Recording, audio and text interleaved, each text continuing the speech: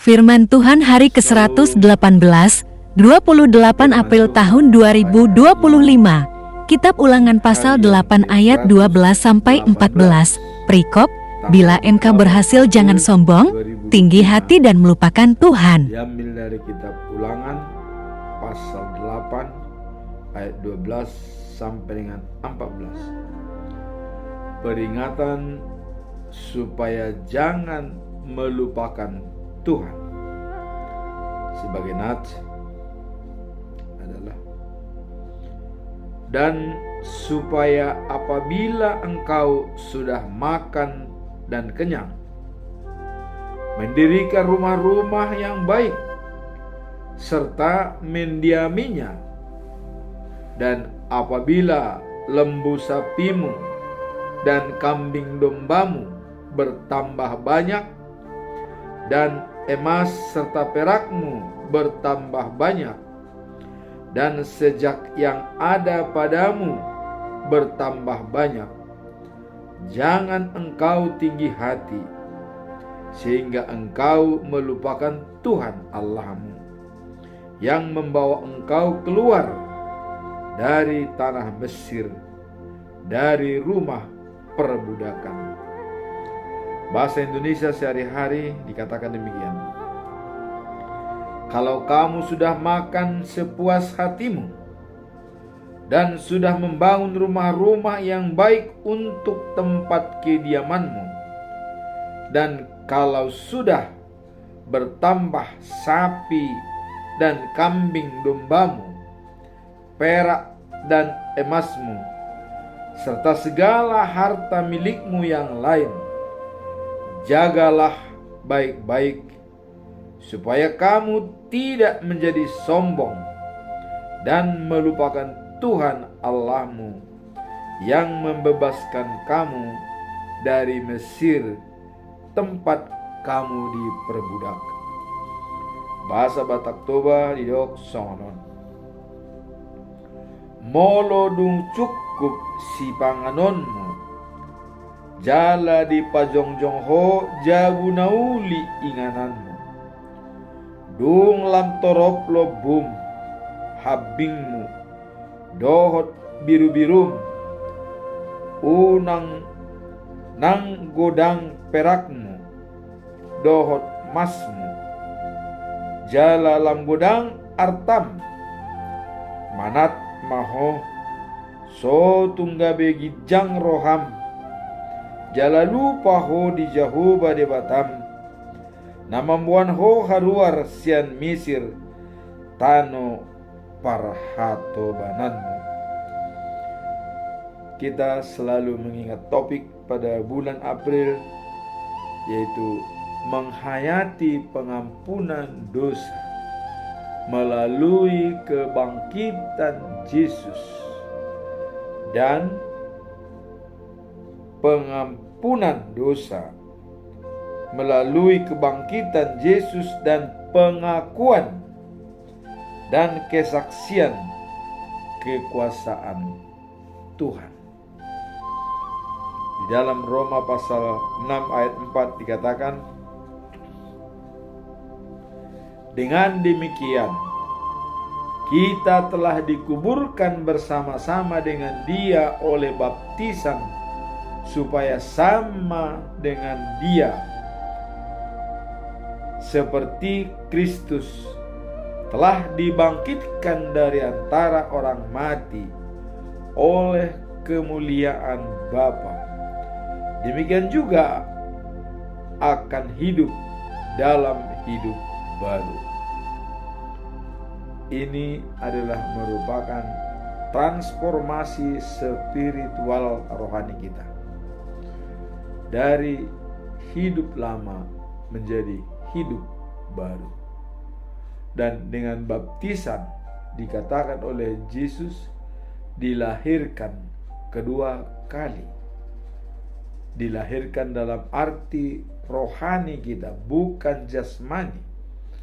Waktu itu Nikodemus menanyakan kepada Yesus, bagaimana mungkin kami dilahirkan dua kali? Sudah besar.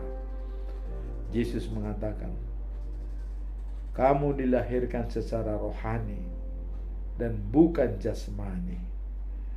Karena sudah berdosa dari sejak Adam keluar dari Taman Eden.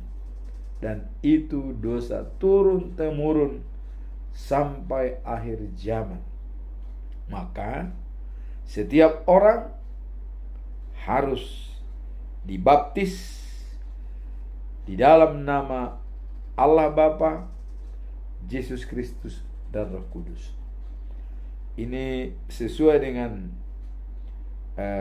Matius pasal 28 ayat 19 sampai 20.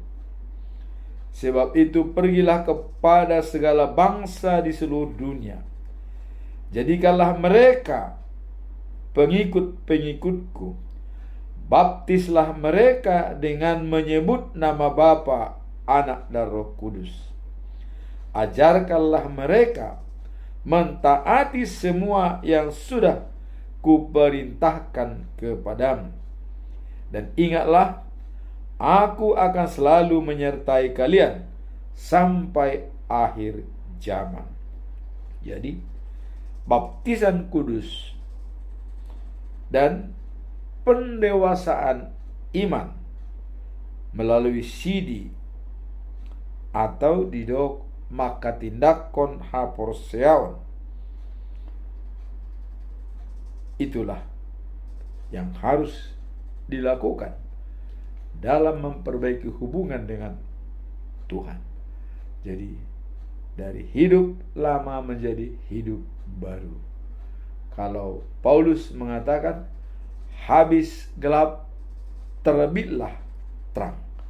Di dalam kegelapan kita punya dosa turun-temurun. Tapi setelah kita dibaptis, maka terang akan bersinar pada kita, sehingga berhak menjadi pewaris kerajaan surga. Sekarang kita masuk dalam perikop hari ini, dalam kitab Ulangan pasal 8 ayat 12 sampai 14, yaitu Tuhan murah hati, datanglah kepadanya. Dalam ayat ini terdapat pesan penting mengenai bagaimana sikap yang harus diambil ketika seseorang telah menerima berkat dan kemakmuran. Jadi maknanya, apabila seseorang sudah menerima berkat dan kemakmuran, ayat ini menunjukkan bahwa ketika umat Allah menikmati berkatnya, mereka harus berhati-hati agar tidak menjadi sombong dan tinggi hati, dan merupakan hubungan dengan Tuhan yang memberi segala sesuatu. Jadi harus tetap kita ingat bahwa dengan adanya hubungan baik dengan Tuhan, Tuhan memberikan segala sesuatunya atau berkat dan kemakmuran yang ada pada kita. Maka dikatakan pesannya, jangan sombong, tapi jadilah rendah hati. Itulah pesan makna daripada perikop ini. Sekarang apa pesan moral dalam perikop ini? Kita lihat dalam Mazmur 103 ayat 2, ya, menyerukan agar kita tidak melupakan segala kebaikan Tuhan. Oleh karena itu, kita diajak untuk senantiasa ingat dan bersyukur atas segala kebaikan yang Tuhan berikan kepada kita. Jadi di sini sebagai pesan moralnya adalah jangan pernah melupakan Tuhan. Kita harus ingat dan bersyukur atas kebaikan Tuhan. Itulah pesan moral yang perlu kita petik dari perikop ini. Sekarang apa pembelajaran yang bisa kita lihat? Saya mencoba mengambil 3 pembelajaran penting. Dalam Ulangan 8 pasal 8 ayat 12 sampai 14. Di mana ya kita telah menerima berkat yang berlimpah dan berkecukupan. Sedang sandang dan pangan. Artinya sandang itu ya kebutuhan sekunder ya, rumah, papan ya, dan pangan kebutuhan primer diberikan semuanya. Nah, diingatkan oleh Tuhan. Tetap rendah hati dan tidak melupakan Tuhan yang telah membebaskan Israel keluar dari Mesir. Jangan pernah melupakan Tuhan. Harus tetap kita ingat apa pekerjaan Tuhan. Kita lihat bangsa Israel keluar dari Mesir dengan membuat 10 tulah.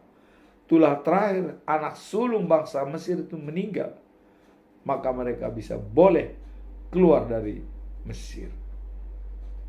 Itulah dikatakan, ingatlah kebaikan Tuhan kepadamu. Mari kita lihat pembelajaran pertama, yaitu satu adalah pentingnya sikap rendah hati dan kesadaran akan asal berkat yang kita terima dari Tuhan. Jadi kalau kita tahu bahwa asal daripada berkat yang diberikan tersebut, kekayaan, sapi banyak, domba-dombanya banyak, melimpah perak, emas, itu semua adalah dari Tuhan. Itu pembelajaran pertama, bahwa segala sesuatu yang kita terima itu adalah pemberian daripada Tuhan. Kalau itu pemberian dari Tuhan, apa yang bisa kita sombongkan? Tidak ada. Kalau Tuhan tidak berikan, kita tidak mempunyai. Karena Tuhan kasihan kepada kita, diberikan, maka kita mempunyai. Itulah sebabnya jangan melupakan kebaikan Tuhan. Pembelajaran kedua, dalam situasi seseorang yang telah memiliki segalanya, harta duniawi, ada resiko untuk jatuh dalam kesombongan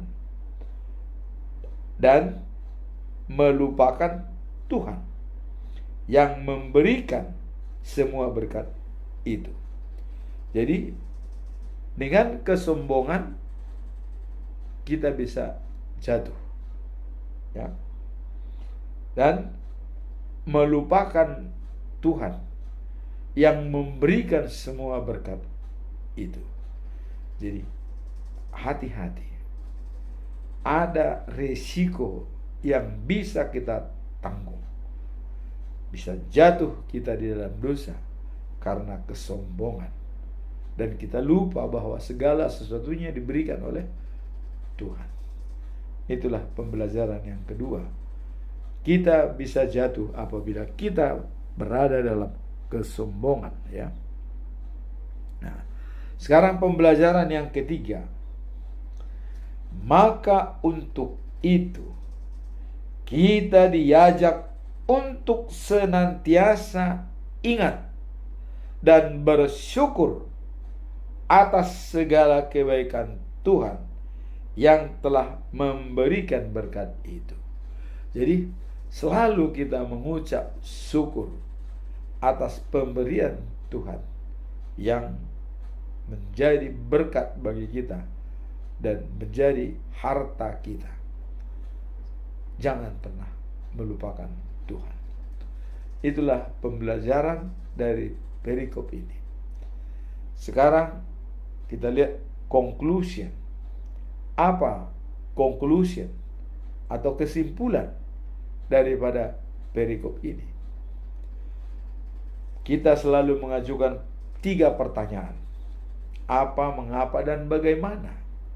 Sekarang, apa yang bisa kita lakukan untuk mengingat Tuhan dalam situasi kemakmuran yang membuat kita bisa mandiri. Jadi, apa yang bisa kita lakukan untuk mengingat Tuhan pada saat kita berlimpah-limpah harta dan sudah mandiri, artinya sudah sangat kuat. Apa yang bisa kita lakukan? Dalam situasi kemakmuran, sangat penting untuk tetap mengingat Tuhan sebagai sumber segala berkat yang kita miliki. Jadi, walaupun kita sudah berkecukupan, berkelimpahan harta, kita harus tetap ingat sebagai sumber kemakmuran tersebut, yaitu Tuhan.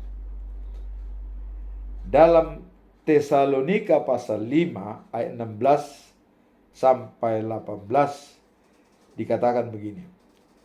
Kita diingatkan untuk bersyukur dalam segala hal, karena itulah kehendak Tuhan bagi kita. Bagaimana cara kita untuk bersyukur?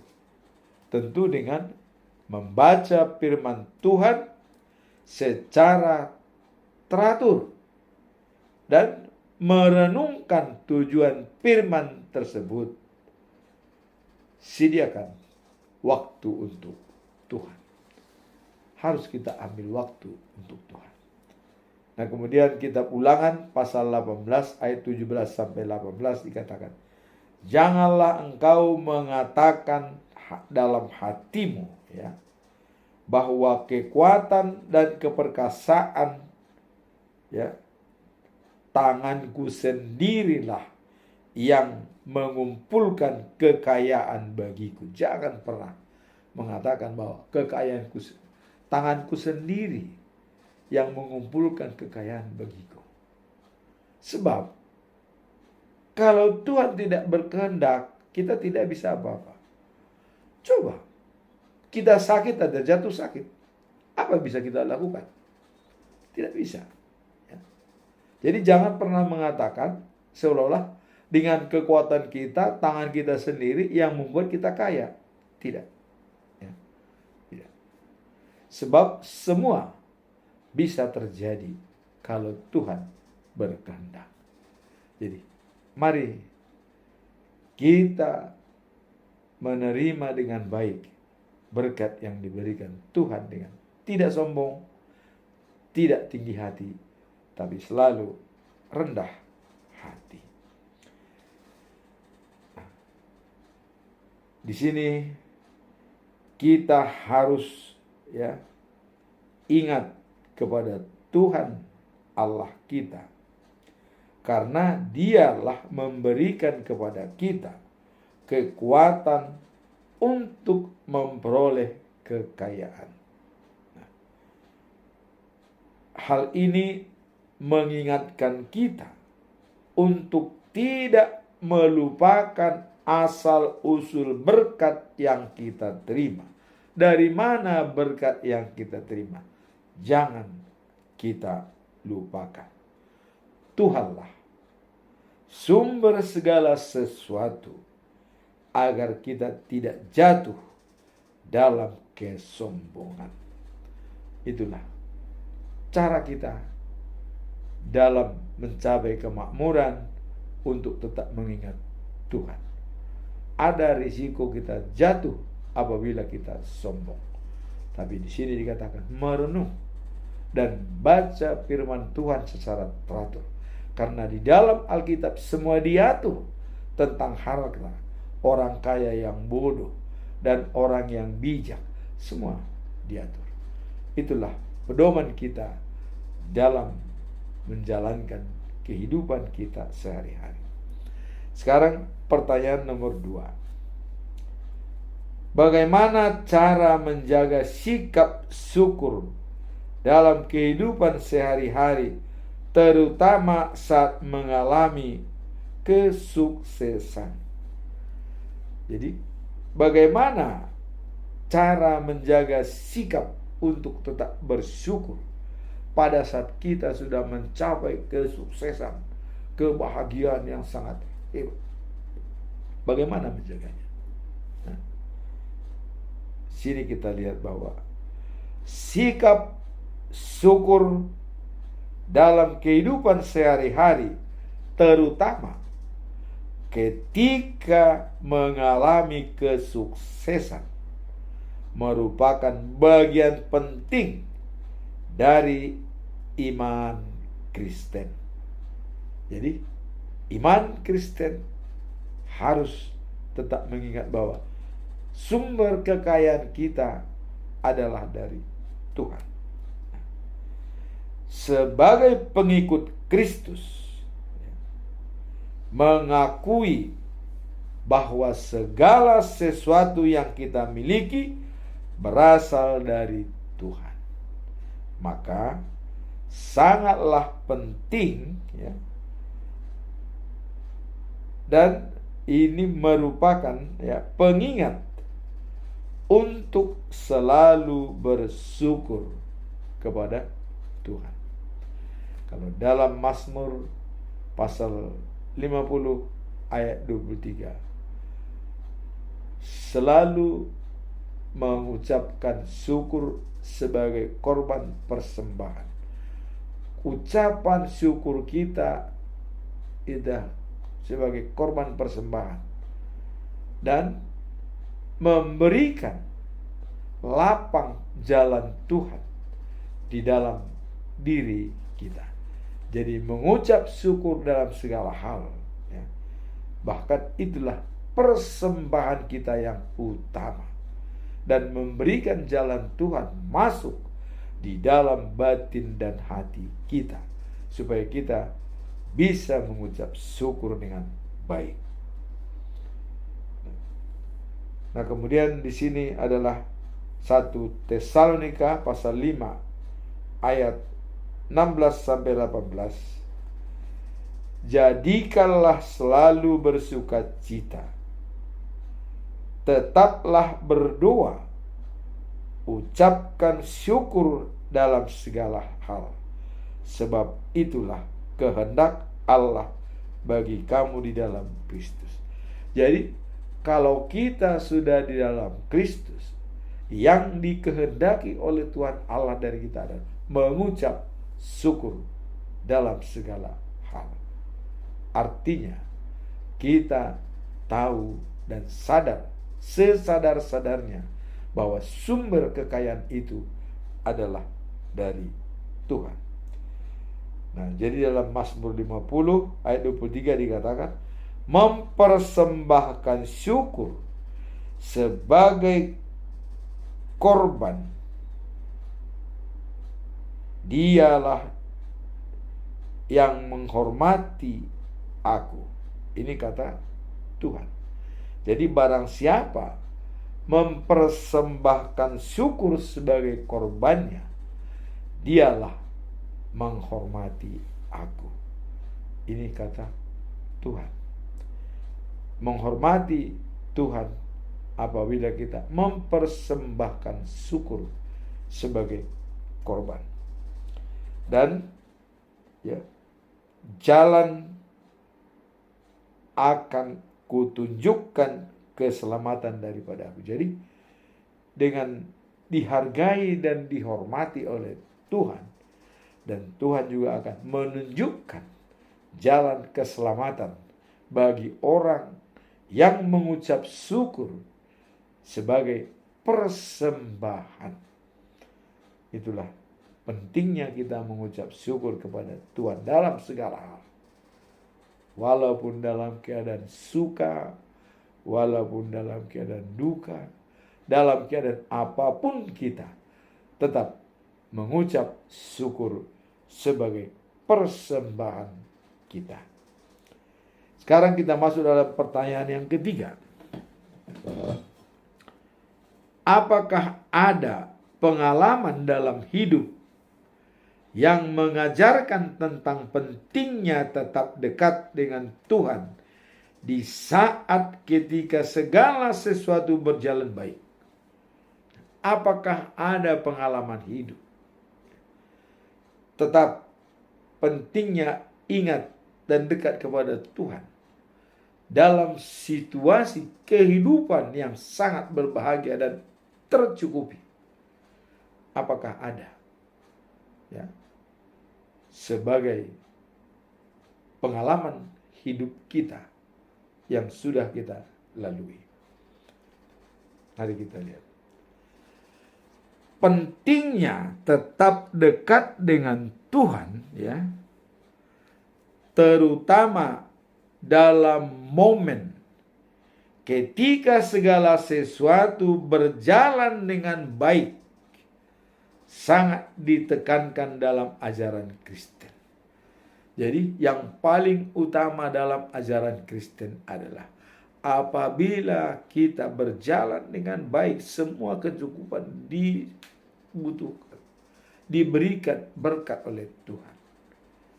Kita tetap mengingat Tuhan dan selalu dekat dengan Tuhan. Tidak pernah kita menjauh dari Tuhan dalam situasi kita tercukupi. Tapi ada sebaliknya, banyak orang pada saat dia miskin atau tidak berkecukupan, dia sangat benar-benar berdoa dan menyerahkan dirinya kepada Tuhan. Begitu dia memiliki segalanya, dia lupa kepada Tuhan. Itulah dikatakan orang kaya yang bodoh dan tidak bijak. Jadi dalam keadaan kita berada, dalam keadaan kita tidak berada, tetap mengucap syukur atas kehidupan yang diberikan oleh Tuhan. Nah, dalam Ulangan pasal 8 ayat 17-18, janganlah engkau berkata dalam hatimu, kekuatan dari tanganku yang memperoleh kekayaan ini bagiku. Jangan. Tetapi haruslah engkau ingat kepada Tuhan Allahmu, sebab dialah yang memberikan kepadamu kemampuan untuk memperoleh kekayaan. Ini diulang-ulang dalam perikop ini. Pertanyaan kedua pun tadi ini diulang, ya, bahwa dikatakan jadilah engkau, ya, janganlah engkau berkata dalam hatimu bahwa kekuatan tangankulah, yang hasil usahaku sendirilah yang kudapat semua harta dan segala macam. Jangan pernah berkata seperti itu dalam hatimu, karena dikatakan segala sesuatunya itu adalah dari Tuhan. Nah, dengan mengingat firman ini, kita diajak untuk menyadari bahwa setiap berkat dan kebaikan dalam hidup berasal dari Tuhan. Baik kesehatan dan berkat materi yang lainnya, semua itu atas persetujuan dan sepengetahuan Tuhan. Kalau kita tidak sehat, apakah bisa bekerja? Ya. Itu adalah merupakan hak absolut dari Tuhan yang memberikan kita kesehatan dan juga berkat yang terbaik. Terkadang saat segala sesuatu berjalan dengan baik, ya, kita cenderung lupa untuk bersyukur dan tetap dekat dengan Tuhan. Jadi itu seperti tadi, sudah pada saat dia miskin atau tidak punya apa-apa, dia merintih-rintih memohon, berdoa kepada Tuhan. Pada saat semua sudah dimiliki, harta dan segala macam, dia lupa mengucap syukur. Jangan sampai seperti ini, kata Tuhan ya. Jadi terkadang saat segala sesuatu berjalan dengan baik dan cenderung lupa untuk bersyukur dan tetap dekat dengan Tuhan. Kemudian penting untuk menjaga hubungan ya dan komunikasi dengan Tuhan, agar kita selalu ya mengenali sumber dan segala yang baik dalam hidup kita. Mazmur 46 ayat 2 dikatakan, selalu mengandalkan Tuhan dan siap untuk menolong kita setiap saat. Jadi kalau kita mengandalkan Tuhan, maka Dia siap menolong kita setiap saat. Walaupun tidak kita minta, Tuhan tetap menemani kita. Jadi kembali kepada tadi, Yesus mengatakan dengan baptisan kudus ya, dalam nama Allah Bapa, anaknya Yesus Kristus dan Roh Kudus, maka Allah Yesus mengatakan, aku akan menemanimu sampai akhir zaman. Itulah jaminan buat kita menjadi sebagai pedoman kita dalam menghayati ayat tersebut. Adanya pesan moral dari Tuhan. Apabila kamu sudah mendapatkan segala sesuatunya yang kau miliki, harta, anak, dan segala macam, jangan lupa kepada Tuhan. Terutama bagi kita yang sudah di usia 70 tahun ke atas, banyak pengalaman. Marilah kita semakin dekat dengan Tuhan di akhir-akhir hidup kita. Amin. Tuhan memberkati.